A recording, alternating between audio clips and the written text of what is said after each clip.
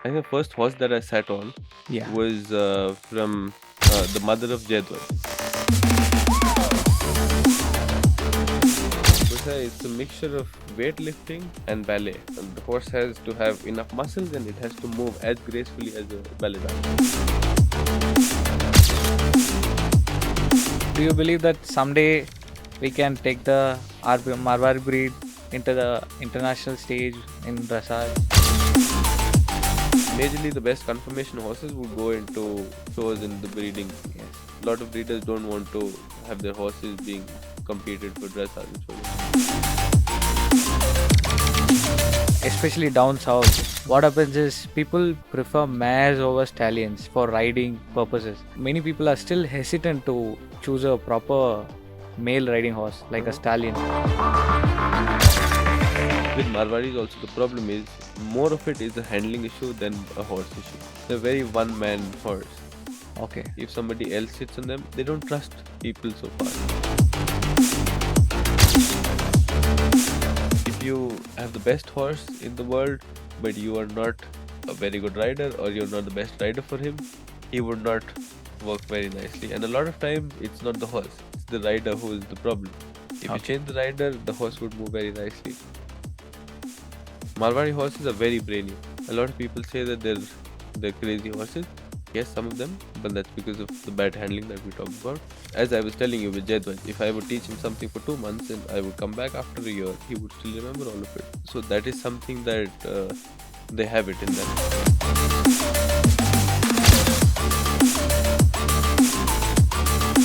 It's like you've done a degree for law and you've become a lawyer. Warmblers are bred for dressage and they're doing dressage. Marwaris are bred for war, and now there's no war happening, at least on a horseback, and so they're having to look for different career opportunities.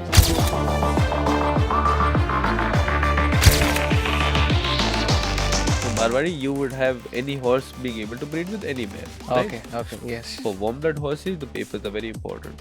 Okay. And so you have to have only a horse that's licensed or approved from the breeding stud book for it to get papers later on. If I breed from a horse that's not been licensed, I would not get papers. Then it's an unknown, unknown foal of filly. We have artificial insemination, so semen freezing. Now, semen freezing is for stallions. You can do it in 3 ways. The best horse from a show and the best mare from the show would not give you the best foal or filly 3 years later. It would not. Yes. Because maybe they don't have the same, they don't complement each other the right way. I'm glad to have you on our podcast today, sir. Thank you so much for Thank you so much. doing it. Ji. How are you? Very good, sir.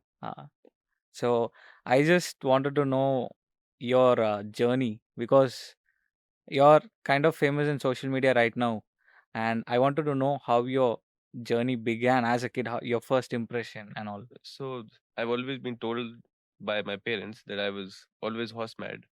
They thought that it was just a phase when I was very small, but I think I proved them wrong. Uh, I've always been horse crazy.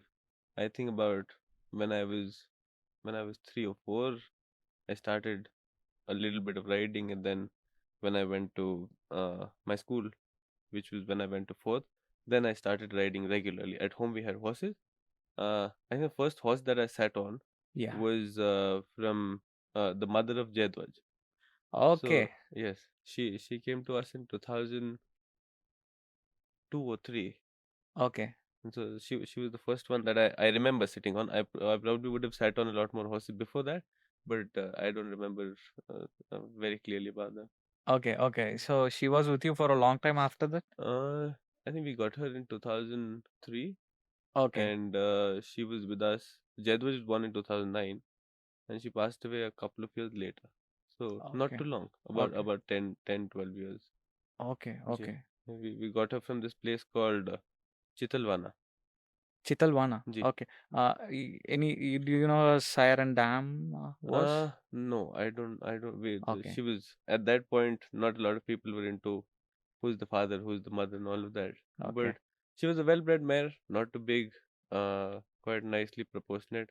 She was called Kalyani, and Yeah, she was good mare. Not the best for riding, obviously. She was very hot headed, Okay. but she was a good breeder. What color was she? She was black. Black. Black. Okay. Yeah. Then again, why dressage? You became famous because of your dressage exhibition in Ji. the Jodhpur show with Jaidwaj, if Ji. some people don't know. So why dressage? You have a lot of sports like polo, tent pegging, and all. Ji. Why specifically? So when I was in school, I did all of it from tent pegging to show jumping. Didn't do a lot of polo. Nothing at all. I was probably not very good at it.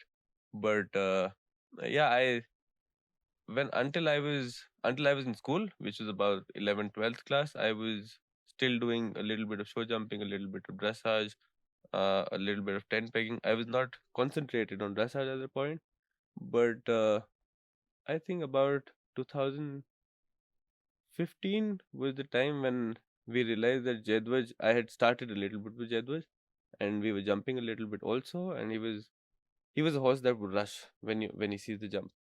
So we then decided that it doesn't make sense for us to push him into that direction. Okay. And so because of that, then I started concentrating purely on dressage and just didn't do any more show jumping.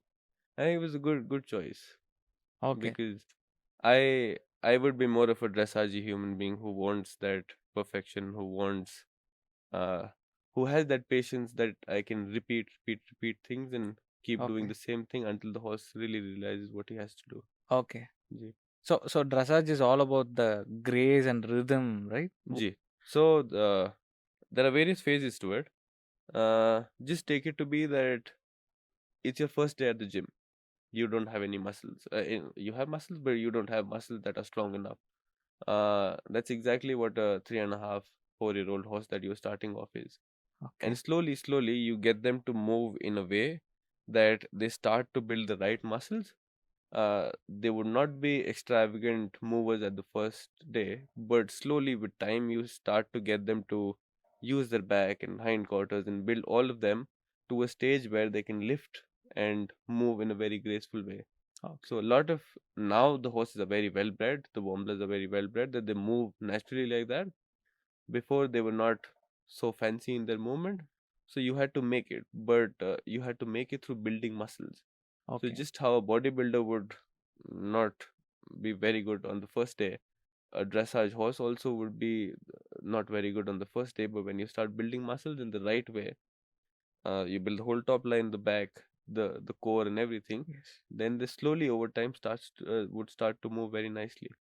Okay. Ji, So you're saying you have to get it collected, build the collection, ji, the ji. proper features. So it doesn't start off with collection. Uh, just imagine that your first day at gym, Okay. you can't go and lift 100 kg straight off, right? You have to prepare for that. So first you get the tempo with the horse. So there's something called the German training scale. Okay. It's got 6 or 7 points, and it starts with rhythm, and the collection is at the end of it. So it starts with rhythm, and then you have to get the horse to go longer. So a horse, when you start off, is like this, Okay. and then you slowly have to get them round. So they're lifting the back, the neck has to go longer and down, the hind has to come under and engage, and then slowly from there you lift them up. Okay. So it's not that the first day you have the horse round and you have them moving very nicely, because then they would not be using their back nicely. Okay. They don't have muscles there. Mm-hmm. So you have to slowly build the whole bag by stretching it and lifting it. It's just how you're working your core. On the first day you can't do all the Yes. crutches, but later on when you start to build that, you can really lift.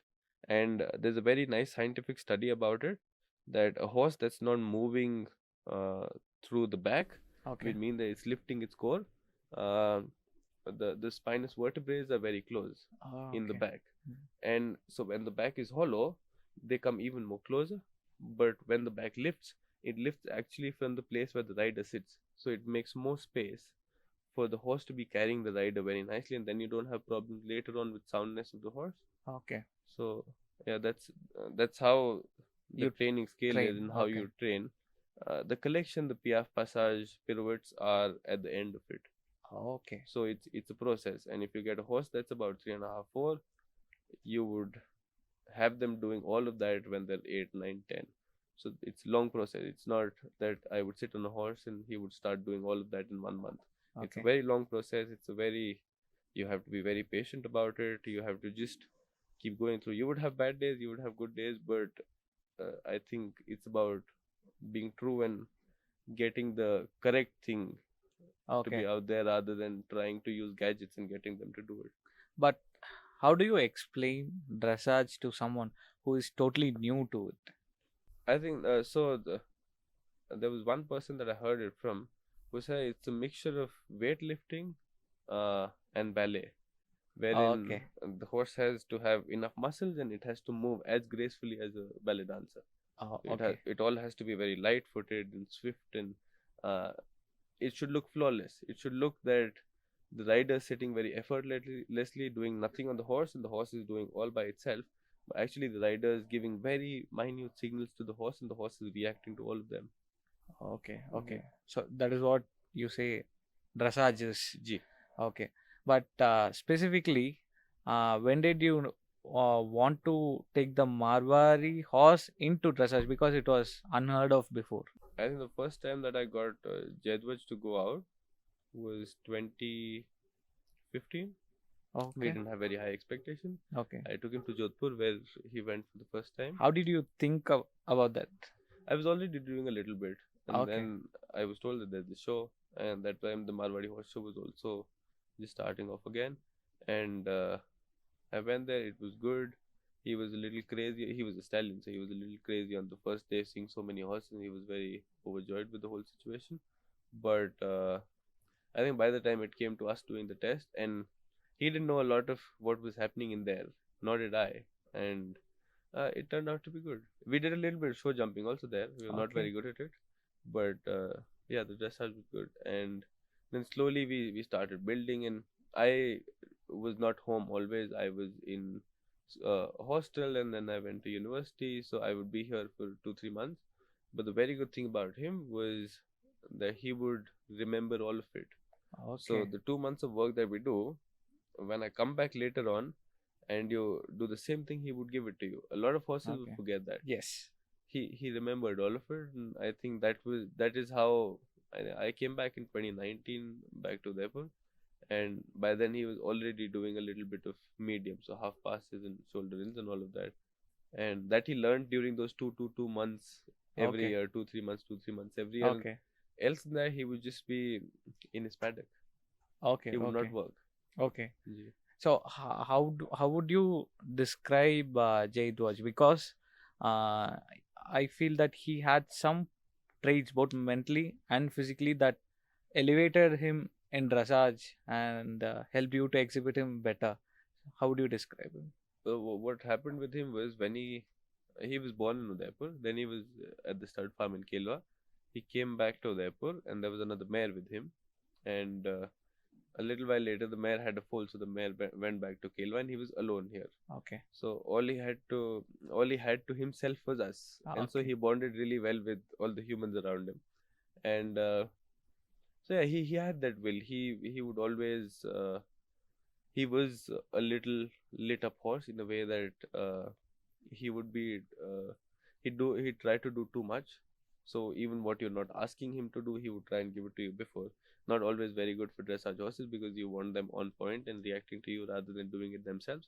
But no, he had the will to always give what you wanted of him, Okay. or give a lot more of what you wanted of him. So I think that is what got him to get there. We never expected he would get there. I I had not done any of uh, what I did with him. Okay.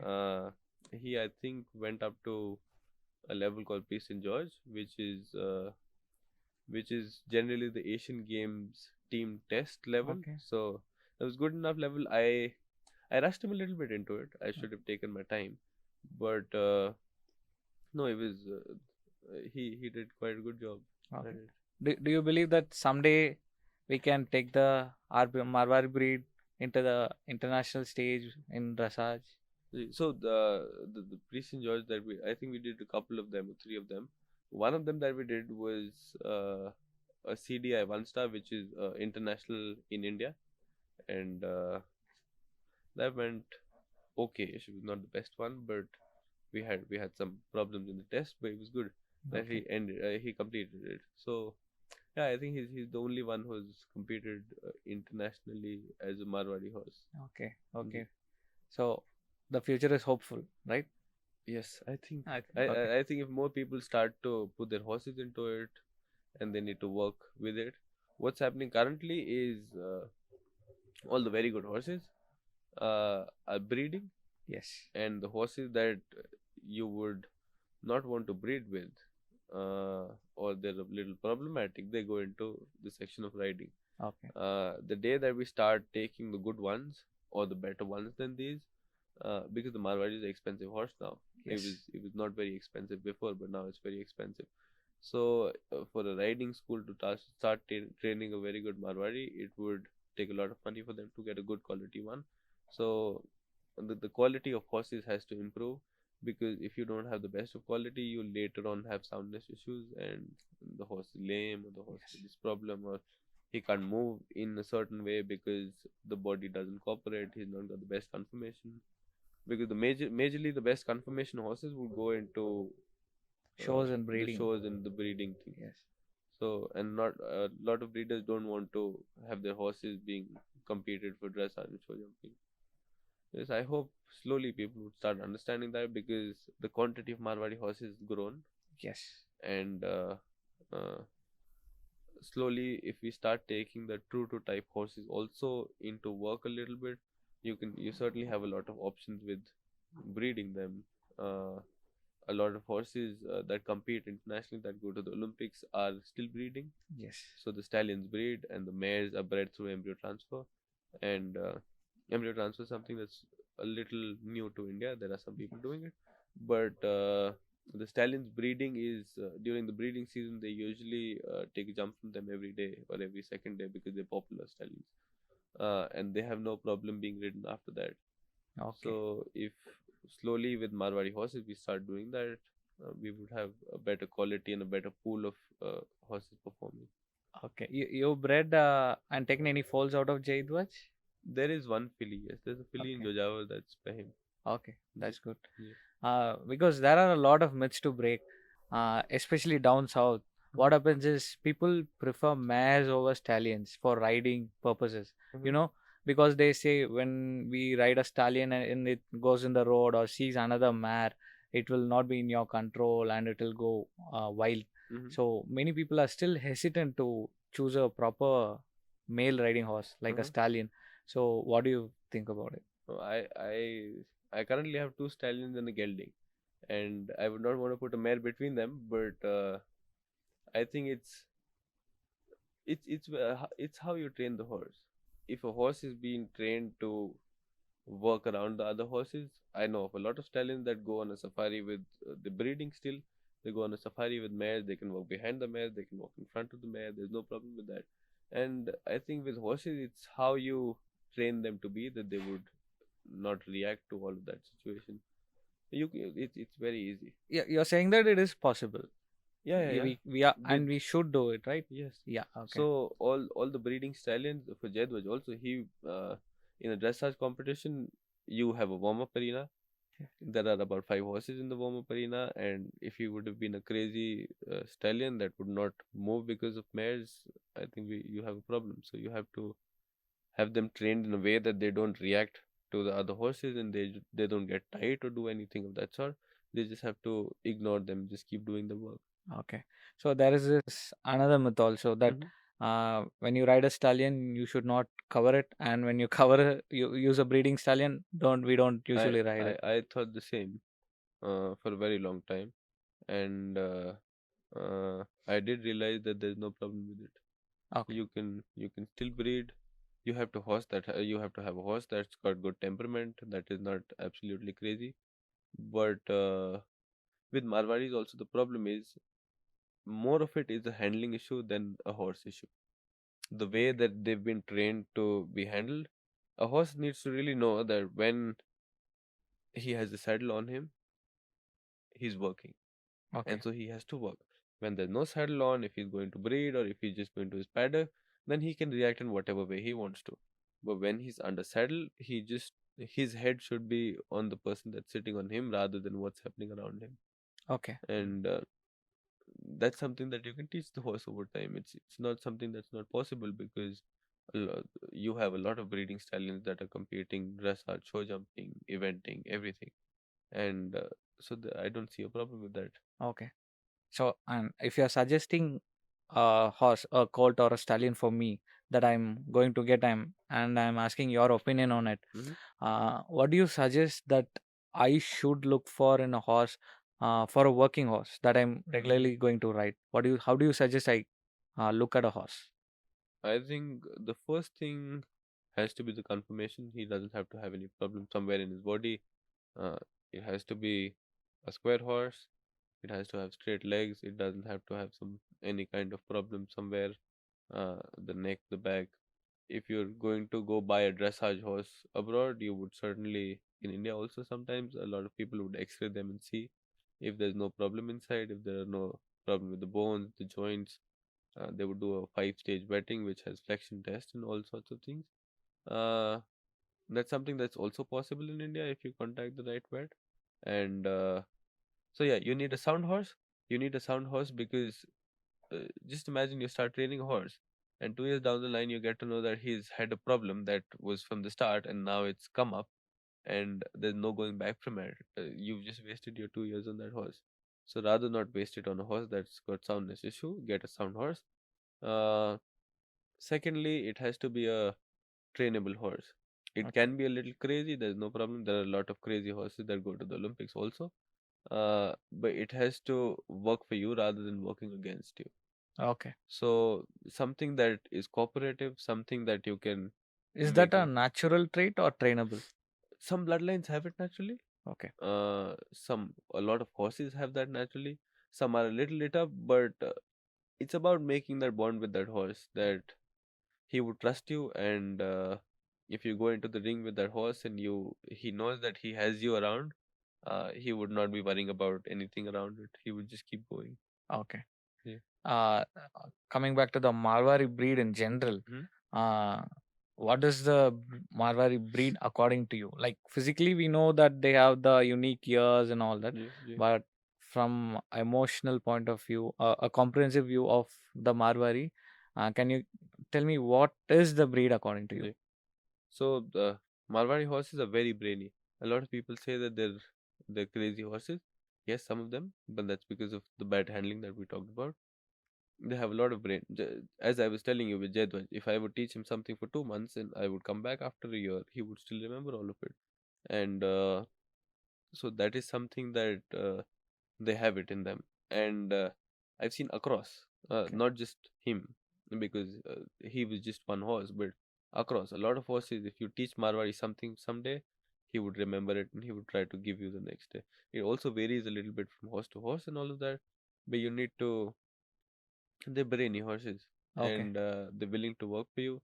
One more thing that I figured out for Marwari is they're very one man horse. Okay. If somebody else sits on them, generally it's about every horse that a rider rides differently. Mm. But with the Marwari, I've had instances where somebody would try and offer Jadwat some treat and he would not have it, and if I would give it from my hand, he would have it. So yes, that is something that they don't trust people so fast. Okay. Okay. It's about you making that trust with them and you building Okay. the bond with them. And once they're with you, then they're with you. Then there's no problem with it. Okay. So you also ridden warm bloods and thoroughbreds. You do Ji. that regularly, right? What difference do you see in them? So the warm bloods, it's like you've done a degree for law and you've become a lawyer. Warm bloods are bred for dressage and they're doing dressage. Marwadis are bred for war, and now there's no war happening Yes. on, or at least on a horseback, and so they're having to look for different career opportunities, and uh, because of that, they're having to do things that are not natural for them. So for a Marwadi, it has to be up in the neck, and the angle of the wither and the angle of the attachment of the neck is a lot higher than the other horses. It's difficult for it to go down and lower Okay. because of that angle there. So we're getting them to do something that's completely different from what they're made to do or what they were built to do. Uh, for warm bloods, they've been bred in a way that they're working horses. They know the show jumping bloodlines at 2.5 year old. They would show you that they can jump. With Marwaris, I think you slowly need to build this whole generation of horses wherein they would be more of a sport horse, and you can pick out the horse that are moving better, and you can pick out the horse that don't have soundness issues, and slowly over time you would have this whole line of horses that are more ridden oriented, not losing the type. Obviously you don't want to add in warm bloods, thoroughbreds, or any other horse into Marwari. You have to have it to be a Marwari. You have to, an ideal situation, you would want a winner of a horse show to be competing at the highest level of dressage. Okay. So you want the type, you want the true to type horse, but at the same time the ability to also perform under saddle. Okay. So I think the day that we get there, then it will be very good. A lot of other stud books, they've slowly gotten there. For that matter, the Lusitano horses from Portugal, they were not very dressage before, but slowly there have been particular breeders who picked out certain lines and certain traits from certain lines from Lusitanos, and they bred them in a way that now they're competing at Olympics. So Okay. for our horses, if there are people who, if there are like-minded people who would start making efforts towards this way, that they would want horses that are breeding, but at the same time the top horse is also competing, I think we can also get there, because our Okay. horse is very similar to their horse, and the Marwadis are very, uh, they have a lot more talent for collection than extension, Okay. and the Spanish and the Portuguese horses also have the same thing, that they collect very well. They can use their hind quarter, they can sit. If you see a horse dancing in a wedding barat, and you see the way that the horse can just take weight on his hind and he can just sit on it, a Yes. lot of big horses, a lot of warm blood horses won't be able to do that. Okay. So it's something that Marwari is gifted for. It's gifted for the collection, and if you breed them and if you ride them in the right way, you would. There's no one stopping you to get there. Okay. Yeah. So I'm curious, how do you suggest some breeding techniques that you can say, like if you're breeding for dressage specifically, hmm like you just hmm said, how do you suggest we choose a sire and a dam to get a desired result? I think one is soundness, and so soundness is also hereditary. Okay. Mm. The way that the confirmation comes is also hereditary. If you would have two horses with very long pasterns, you have a higher probability of getting a baby with very long pasterns. So the soundness of the mother and father, the Okay. brain of the mother and father, if you have these two uh, things and a little bit of movement in it, Okay. then you can get there. There's no problem with that. And physically, which is better? Like you said, longer pastern or angular, more angular withers, or do I you think it's suggest? the pastern has to be not very long but not too short. Okay. So it's like a shock absorber, so it Okay. has to be the right length, Mm. and it has to be straight. It can't be drooping or too upright, Okay. because then it causes problem in the horse's way of going also. Okay, got it. Yeah. So I was Mr. Gajendra Pal Singh of Posana. He came to Tamil Nadu for a speech Yeah. for a function, and I got to talk to him. I asked him this concern. I had a concern, and I asked him this question. I said, "Sir, we have a lot of beautiful horses in shows, a lot of stallions and Mm. mares, but I feel that we are not bringing out the true potential of the breed. Like there is no separate a working line of horses that can exhibit, that can show the world what the Marwari horse is capable of." And I felt that you and Jaidwaj broke that barrier, the boundary for the first time Mm. in a long time. I was saying, so I'm just asking you the same question. How do you suggest we proceed to create a working line or a sport for the Marwari breed and tell out to the world its true potential? I think more than a working line, you want, in an ideal scenario, you would want all horses to be able to go and do anything Yes, that you want exactly. them to do. Obviously. But yes, if you, the same thing, if you breed conformation, if you breed brain, and if you breed a little bit of movement, Marwadis are choppy horses. They would not go that way, but they would. They have more of knee Okay. action. Mm. Uh, You with You mean trot, the stride length is the smaller? stride length is smaller than the Okay. normal horses, Okay. and the stride length is smaller because the horse is more upright and the horse is not Got longer. it. So if you see a thoroughbred, they're more of, not all of them are downhill, but the angle of the neck is a little lower, and Yes. that gets them to have a longer stride. Whereas a Marwari, the angle of head is very high, angle of the neck is very high, and so they're shorter strided horses. Uh, that's not a problem. You can make them bigger with the right training, but you want them to be sound. You want them to be on your side with their head and Okay. working for you. Okay. So, in reference to your the working line thing, this if you breed movement, if you breed brain, and if you breed the confirmation, there should be no problem later on. Okay.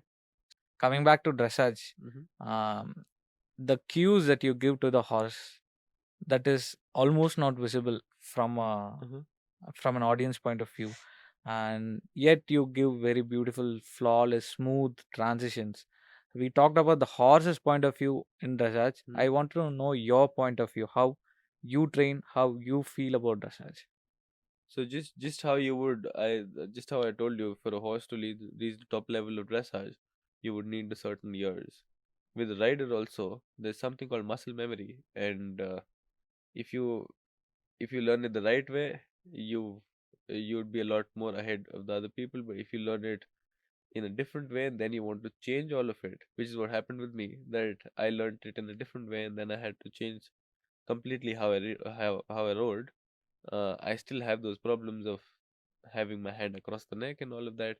And these are things that fit in very deep into your muscle memory, and you would not be able to get rid of them. But slowly, with a lot of body work and uh, some exercises, you strengthen the muscle that are needed on a horse, and you get there. Uh, with horses, it's just not just about you being able to ride them well, but you also have to work on yourself, because if you have the best horse in the world, but you are not a very good rider, or you're not the best rider for him, he would not work very nicely. And a lot of times, it's not the horse, it's the rider who is the problem. If you Okay. change the rider, the horse would move very nicely. So, I think as riders, you need to learn how to ride the horse correctly. Every horse is different.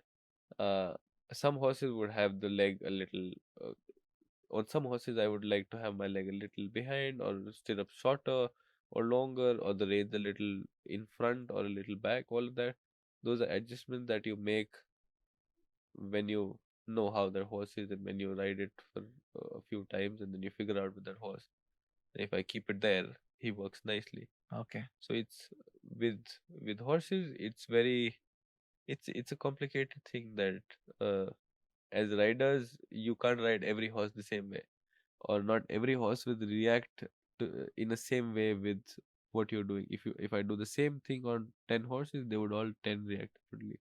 Okay. So you have to work on yourself, your brain and your body. They have to work in sync, so you can get the horse to be in sync with you.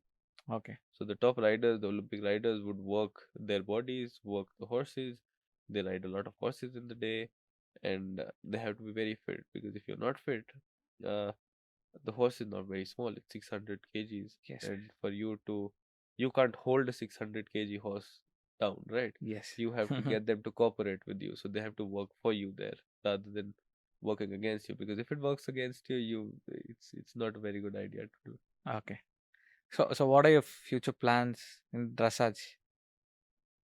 I don't ride dressage professionally. Yeah, yeah. I just it's more of a hobby for me. Okay. uh In general, your future plans with horses in general. the- Yeah. I have about three horses now. Hmm. There's a warm blood, a Marwari, and a thoroughbred, Okay. and they're all at different levels. So my major goal is to keep them progressing and go as high as we can with each horse.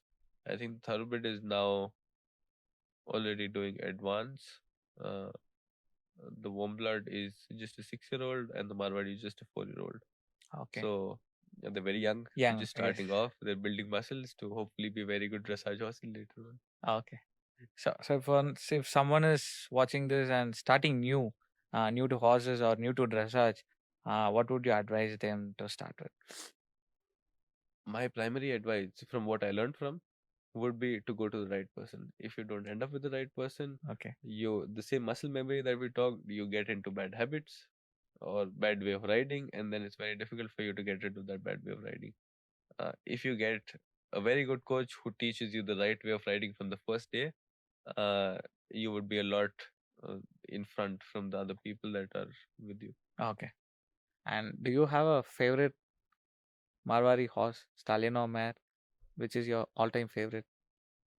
Oh, that was Jaidwaj who was my favorite. Apart from him, Oh, he's out of the question. He's a favorite. Like when you uh, see a, oh, that's a perfect animal, a perfect specimen of the Marwari breed, whichever you, as a breed as a characteristic, breed, a close to perfection of the Marwari breed. there's Dilbag, there's Nagina who's very good. That's by Yes, Dilbag. Raj Nagina. Roop has some very good qualities of Yes, Marwaris in I him. love Roop. There's another filly in Kelwa that's by Nagina who's very, very good. Okay, Yeah, these three, four horses. okay, okay. There's a filly out of Roop, and the mother is side by Nagina. Sorry, there's a colt out of Roop, and the mother is Kesar, is By side by. Nagina. Yeah. So the colt is resembling Roop. I guess you should see Yes, it I sometime. have It seen is I have standing seen a there. video. I've seen a video of Okay, it. It's okay, very good. Yeah. okay. Um, any mares, particular favorite mares? I'm not the best breeding Yeah. person. Okay, but I don't know a lot okay, about okay, okay, got it. Marwadi breeding per Okay, se, but yes, I think for breeding also, uh, if you have the two best qualities, the best stallion and the best mare, you would not always get the best colt or best filly. okay, You have to have something that complements each other. okay, So there's something called nick in breeding, and the nick is when a certain line crossed with this another certain line would give you a superior quality foal or filly. okay, And for Marwadis also there are a lot of bloodlines that would match very well with each other. There are some that don't really match very well with each other. For warm bloods also, with Marwadi the problem is we don't have database, mm-hmm. so you don't have the right papers. Now the Marwari Horse Society is working towards it, and they've achieved quite a lot with all of this. But you don't have the correct papers. There's You don't know if it's a confirmation that the said filly is by this sire at this time. Yes, With warm blood, there's a lot more clarity. okay, They have a lot of database. They have databases from where the Arabs were brought in to make a thoroughbred. yes, So for the warm blood horse that I have, if I want to track it to which Arabian it had, whatever generation before, I can track it to there, and I can tell you okay, which Arabian was there. So they have all those papers with them, and henceforth they have a lot of database. Now, what that database does is, so for warm blood, for Marwari, you would have any horse being able to breed with any mare, right? okay, okay, yes. For warm blood horses, the papers are very important, Oh, okay. and so you have to have only horse that's licensed or approved Mm-hmm. from the breeding stud book for it to get papers later on. If I breed from a horse that's not been licensed, I would not get papers. Then it's an unknown child, Okay, unknown okay, foal or filly. So they have a lot of database. They have at the licensing. So they do, I think, the licensing at 2.5 year old when the horse is stallion is 2.5. It's a 2-3 stage process. And if you have about 100 horses that go for the licensing, about 20 to 30 odd would pass the licensing and be given the uh, go ahead to go and breed for okay. that particular stud book. With Marwadi, anything is breeding with anything. Yes, And yes. so, if you, it just makes the gene pool a little smaller, but Hmm. you can actually breed for what you aim. Okay, If there's a goal that you have for breeding, uh, for some certain years, you only pick out licensed stallions who you think have that in them to pass on that certain trait. So if a stud book is lacking the movement of the front legs, they would uh, start licensing horses that would have a little bit more of movement of front legs. okay, And then slowly, when those horses are introduced into the whole stud book, you start having that thing also in that horse. So for Marwadis, also we have to be uh, you can't be very data driven at the point. You can certainly do a little bit about it. For warmbloods, for that matter, a licensed stallion, if you see, they're all graded. Okay. So from every angle of their body, the length of pastern, the length of the cannon bone, the head, the neck, Oh, the eye, the back, the angles of everything, the positioning of everything, the hoof, everything is marked on. okay. And then once the stallion starts breeding, they would also assess the foals at uh, I think about from weanling to yearling and a little later when they start the ridden work. And the foals are also written, foals are also marked on that. That goes to the stallion, and then you can actually figure out that if my mare lacks the angle of the hind end, I need to pick out this horse which has a higher index of giving better hind ends, Okay. and so I can get that. Ah, So that's something that they worked very hard on. okay. For that matter, an index for OCD. OCD is when you have bone chips or a Okay. bone cyst. Mm-hmm. When you say those box pavin and these kind of things, that's because of the excess synovial fluid, and there's some going issue with that, and they have an index for that. They have an index for that because if you have those kind of problems for a working horse, you can't ride it because it's lame. So they have an index of that. There are some horses whose index, if it's below 100, then they have a higher probability of giving problems in the Okay. bone. If that's higher than 100, if it's like 115 or something, it's very good and they have very less probability of giving you a problem there. Okay. So they have indexes for everything. But we don't have enough data of the We don't Marwari have breed enough yet. data. But I think once we are going in the right direction. We just started going in the right direction now, and hopefully in 10 to 20 years we I might think we see also would have all of that. It's some. it's better off to have that because then you can select what you want to breed. You don't have to.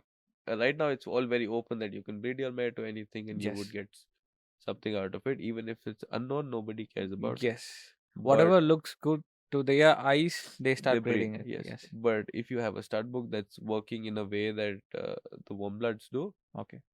it's a little hard to implement all of that in India because It's expensive, right? it's one stud book, and there are too many horses in too many scattered parts of India, Yes. so you can't be going and doing all of that.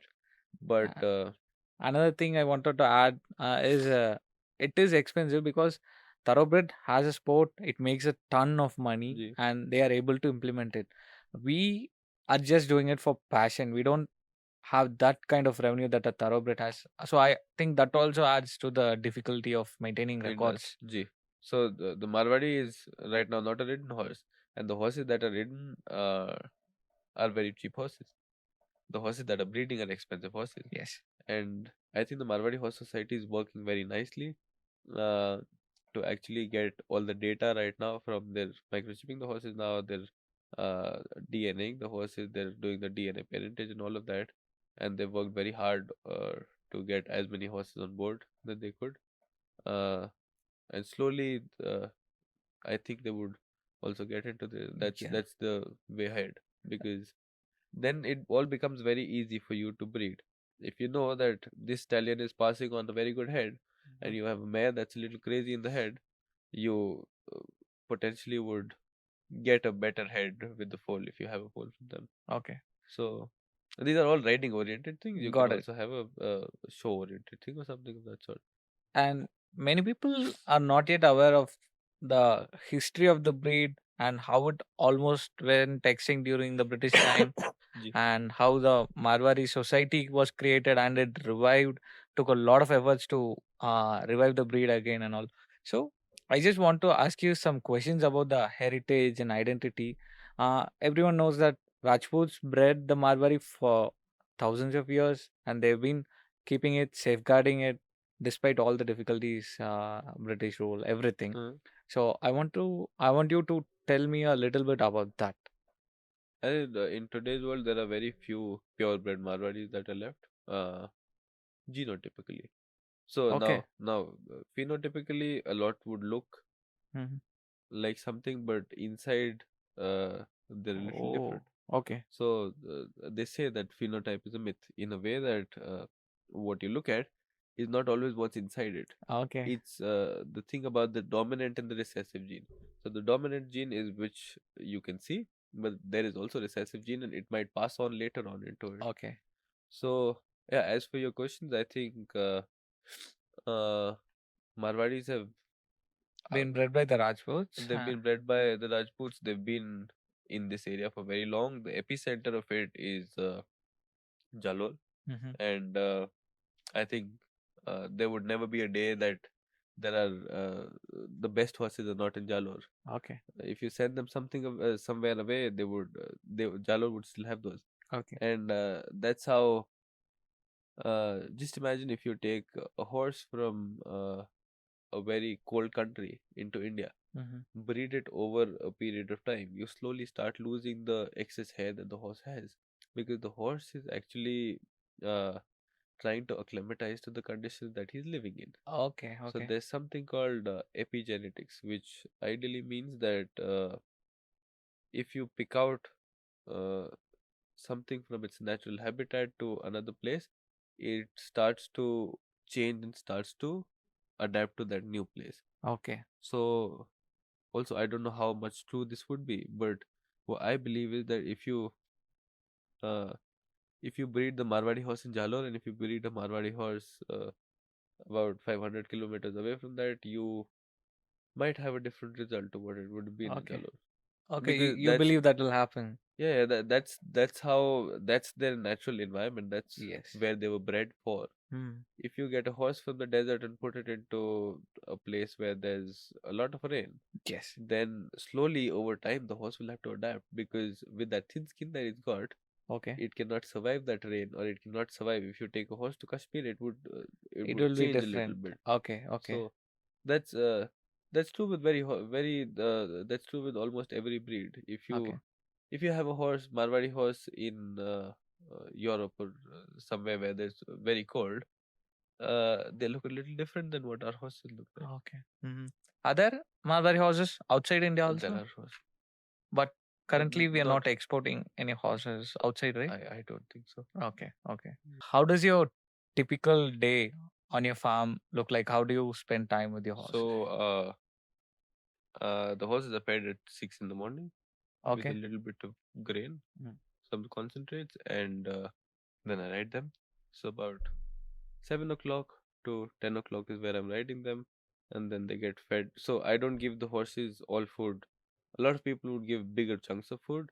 I would prefer giving them smaller chunks of food, and I think they get a little bit of everything in 7 portions in a day.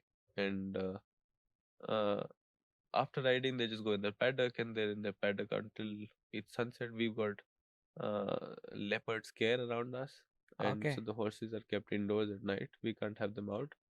Uh, but no, they get about 7 to 8 hours out in the paddock, and they get ridden for anywhere between 20 minutes to 1 hour a day, Okay. Okay. and they have one day off.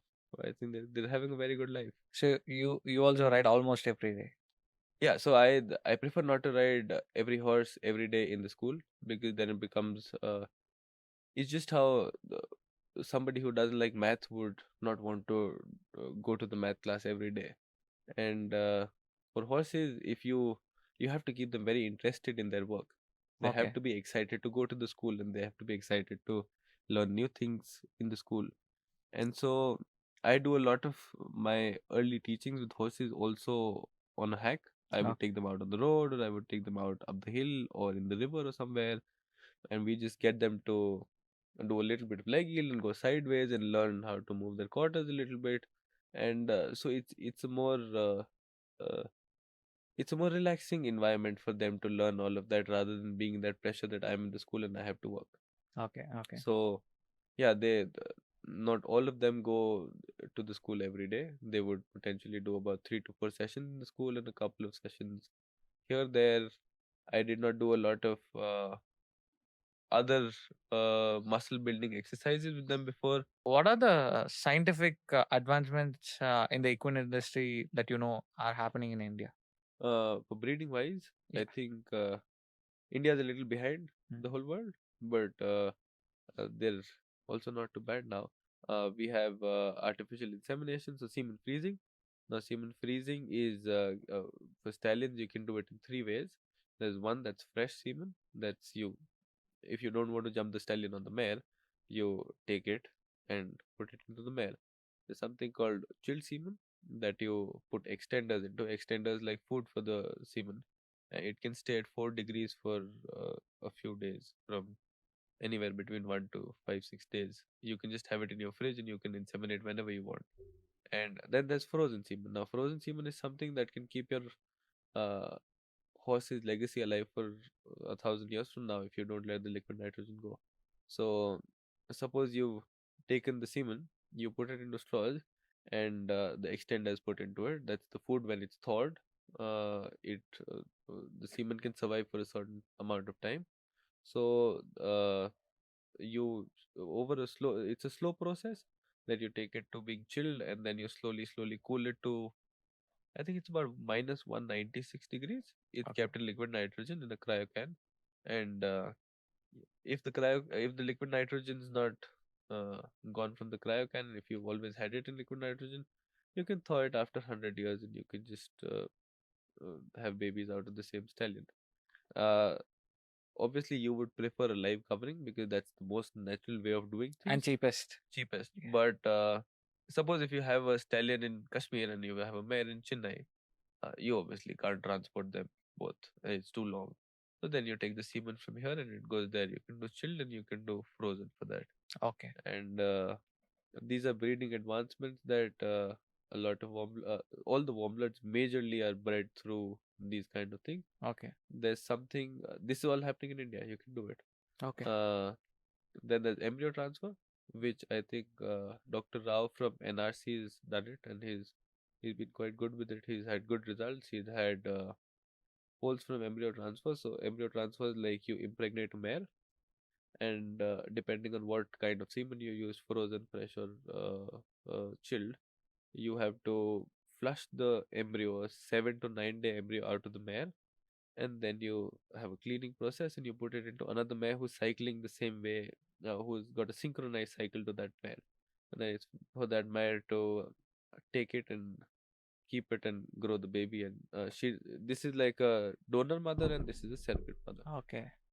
So So you're saying like if you had Tufan or Alishan's sperm even now, maybe we could have you can breed from it, you yes. could have Yeah, got us direct you can breed from children. all of that. Wow. And with embryo transfer, there's another thing that you can actually make an embryo, and rather than putting it into another mare because you don't want the fold to happen now, you can freeze it in liquid nitrogen just like you freeze this frozen semen. And that also you can take out after 10 years, thaw it, and put it in a mare who's cycling the same way and who's on the same day of when it was taken out. Even after 10 years. Yeah. You can take it Amazing. after 100 years also and put Okay. it. So these are advancements. Obviously, just how I said, the best is live covering, and that's how in Marwari we've always done. Okay. But these are some things that would that might just help us with the future of breeding, wherein 10 years down the line, if you think that this mare would have matched very well with this particular stallion who was 20 years back, and if you have semen from him, you can still breed out of it. Okay. Okay. And one curious question: do you have any favorite horse movies or things like that? Oh, there was one called Hidalgo, which was quite good Yes. years back. There's That's my Spirit. favorite. That's my favorite. There's Hidalgo. There's Spirit was also one very good one. Spirit was animated, right? He was animated, yes. Okay. Hidalgo is my favorite because I like to train the horses in the Western discipline, Oh, okay. the cowboy, Ji. cutting, reining, things like that. I follow this trainer called Clinton Anderson. Okay. He's a very famous cowboy and a horse clinician there. Ji. So we have a small and upcoming Western training based community in Tamil Nadu. Okay. We train Marwari horses in the Western discipline, How and did they do? Are yeah, they good at it? yeah. Actually, uh, we tried several horses. First, some horses were not built for that. Okay. We realized that the earlier we train them, like as soon as they are a foal or right from the day we start training them, then it is easy. Then, like you said, for dressage, their muscles are building in a certain way to complement the training. Yeah. But if we take a brood mare or a stallion and then start teaching them from zero, it is quite difficult for them to change their ji, body structure, to come into rhythm, but to learn. So we have a very successful colt in Tamil Nadu right now. uh-huh. His name is Chetak, and you have seen this horse is doing a sliding stop Yeah, yeah, yeah. in. He makes an excellent Oh, he sliding can do that? stop. None of us believed that he could do it. He's Uh, making a very good sliding stop, like even few feet. For a few feet, he's locking his hind legs and just moving with his front, ah, and he backs up to even 10-20 meters. He keeps on backing up without resisting, uh-huh. with his head down in But a calm manner. do you think that there's a different conformation that you need? Because quarter horses who do Yes, all of this have a very big hind end, and yes, uh, they have a downhill front end. For dressage horse, we need them uphill, the yes. hind Totally quarters. different. That So is this what. is this is a more of a thoroughbred kind of conformation where they need aerodynamics to be Yes. going faster and stronger hind quarter to stop them. Yes. Uh, the one thing which should be common is the strong hindquarters, Uh-huh. because he needs to yield his front quarters and pivot his hindquarters and make a spin and all. Ji, ji, ji. So his hindquarters must be really strong, like a quarter horse.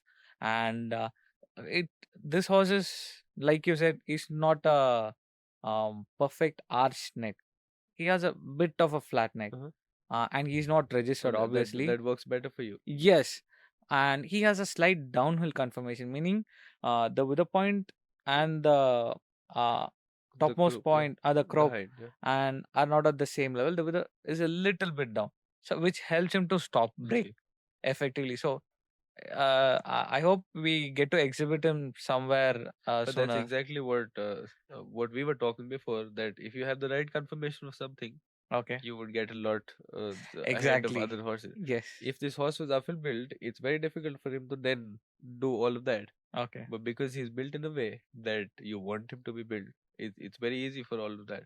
And so you need to pick these kind of horses that have the correct body conformation for your particular job. Now, Yes. if you pick up a downhill horse for dressage, then you're always in a fight with that horse to come up, but that horse Yes. can literally not do it because he's not made in that way.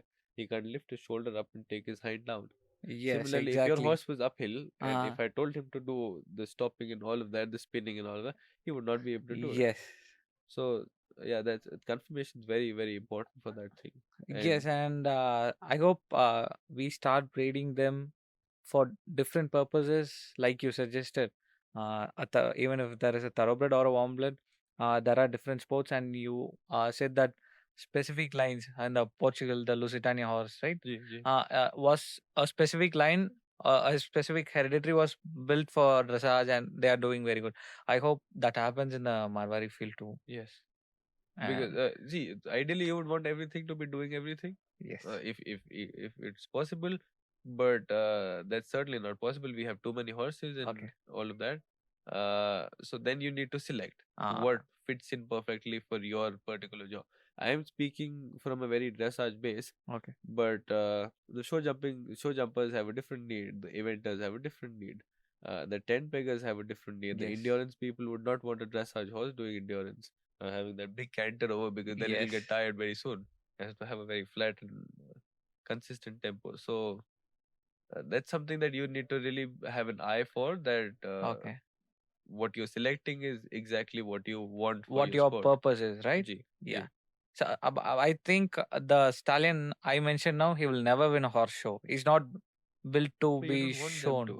You don't want Yes. them to. Yes. If you have a horse that's being ridden and that you think is not the best specimen of the breed, it's not a problem. It's doing what its job is. And Exactly. so you let them do the job and let the one who has to go win the ring go win the ring.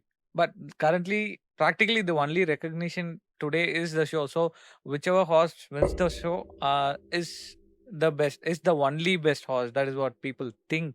Ji. But I feel that each horse is built for a different purpose, and we need to identify and bring it out.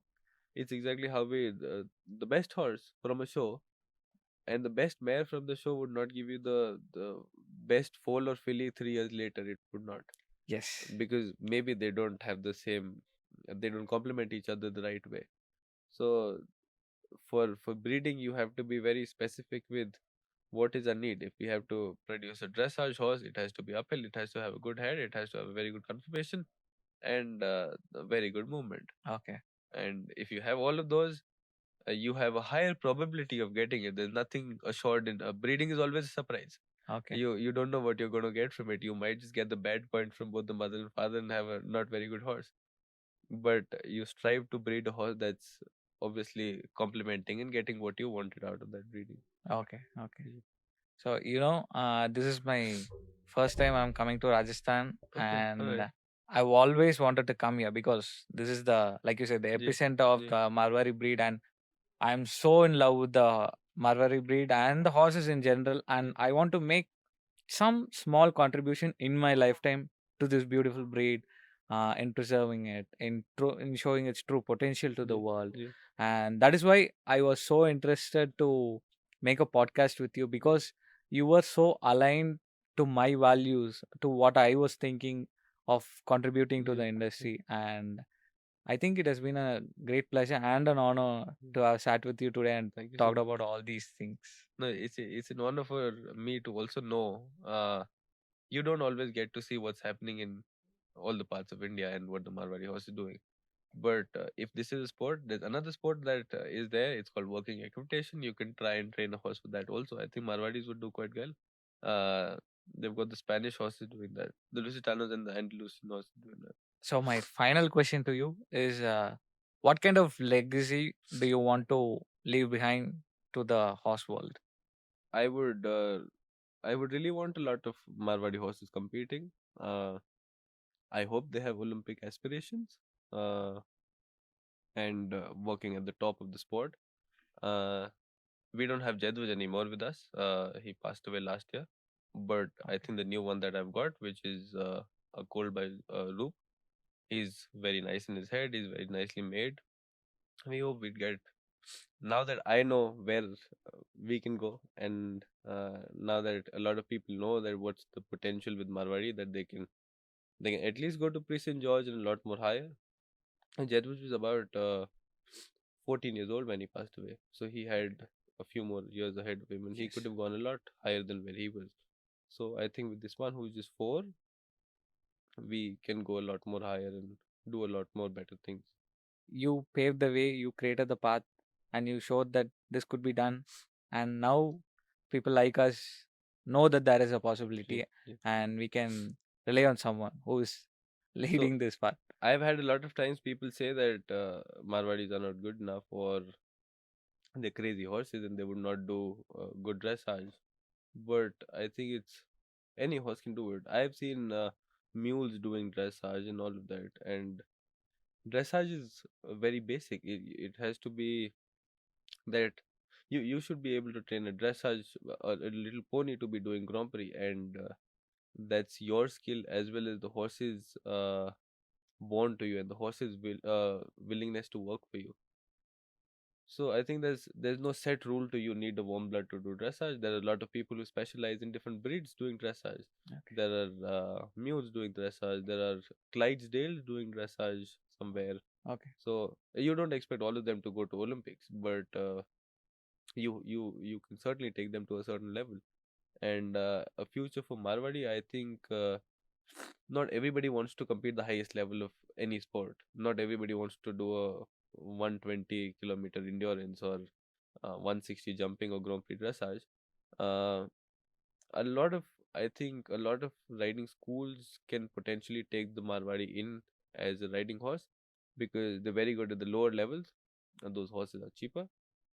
And there are a lot of very calm Marwadi horses also. So Okay. per se for the riding school and all of that, there's a big market.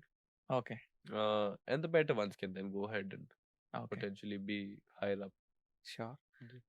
My best wishes for whatever you do to the horse Thank industry, and I hope you keep contributing more you. and keep inspiring people like us. Sure, sure. And thank you so much for sitting with us today and sharing your time, despite your cough and Ji. pain and all. But thank you so much for Thank you spending so the much. time with us. No, It's an honor. it's a pleasure for me to be here, and thank you so much for Thank you. what you're doing for the Marwari House. Thank Thank you you. so much. Ji.